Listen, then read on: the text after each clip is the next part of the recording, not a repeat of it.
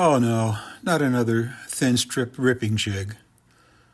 Well, it looks like a good day to be fooling around with a thin strip ripping jig, so here's the one I made. It's consisting of a lot of scrap materials. I started with 1/2-inch MDF that was left over from another project, and I built up a couple of layers to make it thicker and made a way to attach it to the rip fence. The rip fence was set at 4 inches, so the bottom plate is directly at 4 inches. When I set the cut, I just go off of that. As you can see, there are a lot of small pieces. I can continually rip these and make them.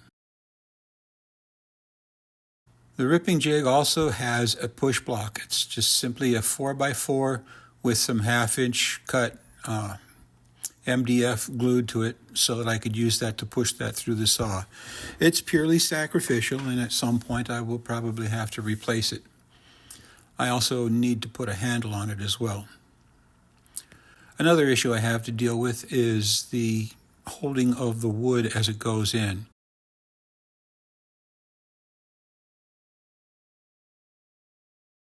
Here you can see I'm using my hand to hold it in, which is not a favorable approach.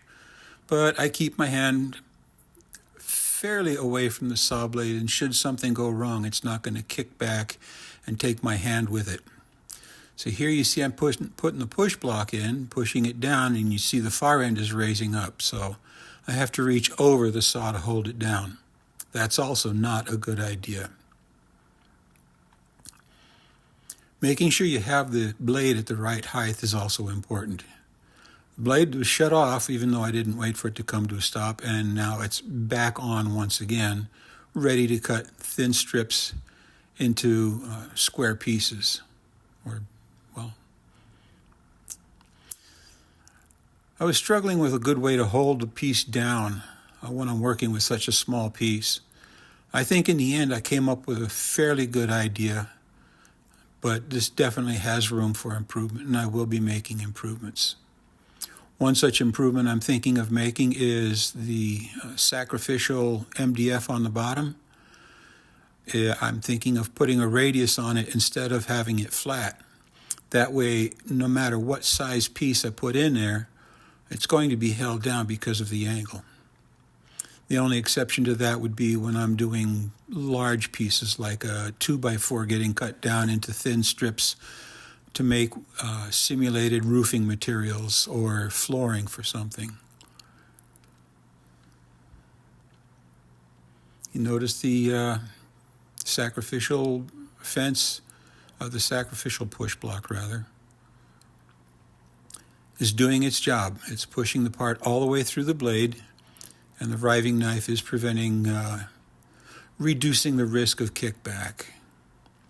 Now this was the system, the method that I was talking about that could be probably the best approach so far for holding down the pieces of wood as they go through the saw blade.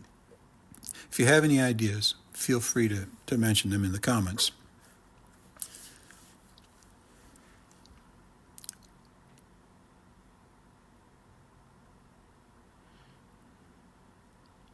So here's 3 such pieces that I just ripped off, narrow strips. They are miniature 4x4s. They are 1/4 inch, so 1/4 inch, 4 of them would be 1/2 inch. No, 4 of them would be 1 inch. So figure out the scale from there. This is that thin piece that I was talking about. This happens to be a piece of scrap that was left over. As you can see, the saw blade is parked right next to the fence, and there's the push block with the sacrificial fences, with the sacrificial MDF underneath it. It's easy enough to clean off and put a new piece when the time comes. And this is the Gambrel Farmhouse that I've been working on. Be sure to like and subscribe. Thanks for watching.